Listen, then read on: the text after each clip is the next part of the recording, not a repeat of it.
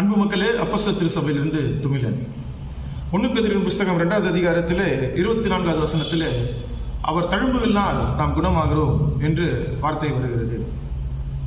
இந்த வார்த்தை அநேக கிறிஸ்தவர்களாலே தவறாக புரிந்து கொள்ளப்பட்ட ஒரு வசனமாகும்.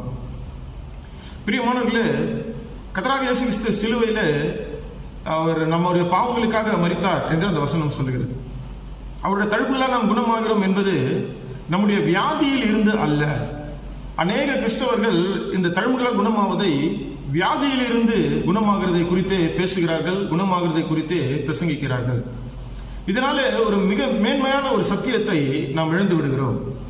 நாம் ஆராதனை செய்கிற தேவன் யெகோவா ரஃபா, அவர் நமது வியாதிகளை, நோய்களை குணமாக்குகிறவர் தான். அதிலே மாற்று கருத்தே இல்லை. பழைய ஏற்பாட்டிலே அவர் அநேகம் பேரை குணமாக்கி இருக்கிறார். புதிய ஏற்பாட்டிலும் அவர் அநேகம் பேரை குணமாக்கி கொண்டிருக்கிறார். இப்போதும் அந்த குணமாக்குதல் தொடர்ந்து கொண்டேதான் இருக்கிறது. அவர் யெகோவா ரஃபா, அவர் நம்முடைய பரிகாரியாகிய கர்த்தர். அவர் நம் நோய்களை, நம்முடைய வியாதிகளை அவருக்கு சித்தமானால் அதிலிருந்து நாம் சுகமாகிறோம் என்பதிலே மாற்று கருத்து இல்லை.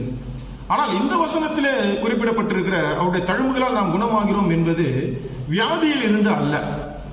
இந்த வசனத்தை முழுமையாக வாசிக்கும் போது நாம் பாவங்களுக்கு செத்து நீதிக்கு பிழைத்திருக்கும்படி அவர் தாமே தமது சரீரத்திலே நம்முடைய பாவங்களை சிலுவை மேல் சுமந்தார்.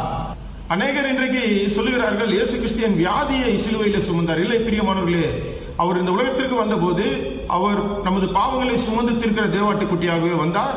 இயேசு என்ற பேருக்கு நமது பாவங்களை நீக்கி ரட்சிக்கிறவர் என்ற அர்த்தம். அவர் நம்முடைய பாவங்களை நீக்கும்படியாக இந்த உலகத்திற்கு வந்தார். சிலுவையிலே நமது பாவங்களுக்காக நம்முடைய பாவங்களை அவர் சுமந்தார், வியாதிகளை அல்ல. வியாதியை குணமாக்குவதற்காக அவர் சிலுவைக்கு போகவில்லை. ஏனென்றால் பழைய ஏற்பாட்டிலே அநேக வியாதிகளை குணமாக்கி இருக்கிறார். புதிய ஏற்பாட்டிலே அவர் வந்தபோது அநேகரை குணமாக்கி இருக்கிறார். அந்த குணமாக்குதலுக்காக அவர் சிலுவைக்கு போகவில்லை. அவர் சொன்னாலும் நாம் குணமாகி விடுவோம், அவர் கிரியை செய்தால் நாம் குணமாக்கி விடுவோம், நம்முடைய வியாதியிலிருந்து குணமாக்கி விடுவோம். ஆனால் இந்த வசனம் என்ன சொல்கிறது? நம்முடைய பாவங்களில் இருந்து நாம் குணமாகிறதை குறித்து பேசுகிறது. அவருடைய தழும்புகளினாலே நாம் பாவங்களிலிருந்து குணமாகிறோம், நம்முடைய ஜென்ம சுபாவத்திலிருந்து குணமாகிறோம். மேலே உள்ள வசனங்களை வாசித்து பாருங்கள். 21 நான் வாசிக்கிறேன். இதற்காக நீங்கள் அழைக்கப்பட்டிருக்கிறீர்கள், ஏனெனில் கிறிஸ்துவும் உங்களுக்காக பாடுபட்டு நீங்கள் தம்முடைய அடிச்சுவடுகளை தொடர்ந்து வரும்படி உங்களுக்கு மாதிரியை பின் வைத்து போனார். அவர் பாவம் செய்யவில்லை, அவருடைய வாயில் வஞ்சனை காணப்படவும் இல்லை.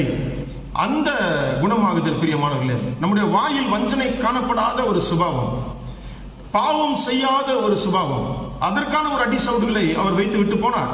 அந்த அடிசவுடுகளே நாம் நடந்து வரும்படிக்கு.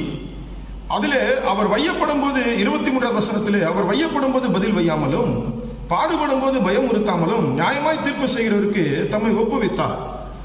அவரை போல அவருடைய அடிச்சுவடுகளை நாம் நடக்கும்படிக்கு அவர் இந்த மாதிரிகளை நமக்கு முன்வைத்து விட்டு போனார். அவரை ஒருத்தர் திட்டும் போது அவர் திட்டுவதில்லை. அவரை ஒருத்தர் பயமுறுத்தும் போது அவர் திரும்பவும் பயமுறுத்தி, நான் யார் தெரியுமா, நான் தேவனுடைய குமாரன் என்று சொல்லுவதில்லை. வாக்குவாதம் செய்யாத சுபாவம், மற்ற மனிதர்கள் மீது எரிச்சல் அடையாத ஒரு சுபாவம், இதயத்திலே மற்ற மனிதர்களை குறித்து பொல்லாதவர்களை யோசிக்காத ஒரு சுபாவம். அந்த பாவங்களில் இருந்தெல்லாம் இன்றைக்கு மனிதர்கள் அந்த சுபாவத்தை இருந்து விடுதலையாக வேண்டும் என்று அவர் விரும்புகிறார். அந்த மாதிரியான ஒரு வாழ்க்கையை இயேசு கிறிஸ்து நமக்கு வைத்து விட்டு போனார். அதுக்கு முடிவாக அவர் சிலுவையில் நம்முடைய பாவங்களை சுமந்து ஒரு புதிய வாழ்க்கையை நமக்கு தந்தார். அந்த சிலுவையில் அவர் சுமந்த நமது பாவங்களை சுமந்த அந்த தழும்புகளாலே தான் நாம் குணமாகிறோம். எதிலிருந்து குணமாகிறோம் என்றால் நம்முடைய சுபாவத்திலிருந்து குணமாகிறோம். நம்முடைய ஜென்ம சுபாவம், பாவ சுபாவத்திலிருந்து நாம் குணமாகிறோம். பாவம் செய்கிற ஒரு எண்ணத்திலிருந்து நாம் குணமாகிறோம். அப்போ அவர் சிலுவையிலே நமது பாவங்களை தான் அவர் சுமந்தாரே ஒழிய வியாதியை சுமக்கவில்லை. வியாதியில் இருந்து அவர் விடுதலை தருகிற தேவன் தான். இன்றைக்கு ஜனங்களுக்கு நிறைய ஊழியர்கள் வியாதிகளை முக்கியத்துவப்படுத்தியே பிரசங்கிக்கிறார்கள், நோய்களை குணமாக்குவதை முக்கியப்படுத்தியே பிரசங்கிக்கிறார்கள். பிரியமானவர்களே, நாம் வியாதியோடு மரித்தால் கூட பரலோகத்துக்கு போய்விட முடியும். ஆனால் பாவத்தோடு மரித்தால் பரலோகத்துக்கு போகவே முடியாது, பரலோக ராஜ்யத்திற்கு போக முடியாது. வியாதியை விட பாவம் கொடியது. இன்றைக்கு கிறிஸ்தவர்கள் வியாதிக்கு முக்கியத்துவம் கொடுக்கிறார்கள். எங்க பார்த்தாலும் மீட்டிங், வியாதி குணமாக்குற மீட்டிங், அற்புத சுகமளிக்கும் மீட்டிங், அங்கே ஓடுறாங்க. பிரியமானவர்கள், அப்படி அல்ல பிரியமானவர்களே. நீங்கள் ஜெபிக்கும் போது நீங்கள் விடுதலையாக வேண்டும் என்பது தேவனுடைய சித்தமாக இருந்தால் நீங்கள் நிச்சயமாக அந்த வியாதியிலிருந்து விடுதலை ஆவீர்கள். தேவனுக்கு சித்தமானால் அது கண்டிப்பாக நடக்கும். அவர் யெகோவா ரஃபா, அவர் நம்முடைய பரிகாரி. ஆனால் இயேசு கிறிஸ்து இந்த பூமிக்கு வந்தது தலையாய நோக்கம் என்னவென்றால் நம்முடைய பாவத்திலிருந்து நாம் விடுதலை ஆக வேண்டும், ஜென்ம சுபாவத்திலிருந்து விடுதலை ஆக வேண்டும். அவருடைய தழும்புகளாலே நாம் அதிலிருந்து நாம் விடுதலை ஆகிறோம். அவருடைய தழும்புகளினாலே நாம் ஒரு விடுதலை அடைகிறோம். என்ன விடுதலை? ஜென்ம சுபாவத்தில் இருந்தும் பாவ சுபாவத்தில் இருந்தும் நாம் விடுதலை அடைகிறோம் பிரியமானவர்களே. ஆனபடி இன்றைக்கு ஊழியர்கள் பாவத்தை குறித்து பிரசங்க வேண்டியவர்கள் வியாதியை குறித்து பிரசங்கித்து ஜனங்களை வியாதிக்கு முக்கியத்துவம் கொடுக்கிறவர்களாக அப்படி மாற்றிவிட்டார்கள். இல்லை பிரியமானவர்களே, நாம் வியாதியை விட பாவம் கொடியது, பாவம் மிக மிக கொடியது. அந்த பாவத்திலிருந்து அது எவ்வளவு கொடியது என்று சொன்னால், நம் ஆண்டவரும் நம் இரட்சகருமாகிய இயேசு கிறிஸ்துவை சிலுவையிலே அந்த கேடு அடையத்தக்கதாக அந்த பாவம் கொடியது பிரியமானவர்களே. அதிலிருந்து நாம் விடுதலை ஆக வேண்டும் என்றுதான் இயேசு கிறிஸ்து இந்த பூமிக்கு வந்தார். நம்முடைய பாவங்களை சிலுவையின் மேல் சுமந்தார். அவர் தழும்புகளால் நாம் குணமாகிறோம். ஆனபடினால் இயேசுவானவர் வந்த நோக்கத்தை நாம் புரிந்து கொண்டு அவர் அடிசுவடுகளை நாம் பின்பற்றுவோம். நாம் பாவத்திற்கு எதிர்த்து நின்று வாழ்வோம்.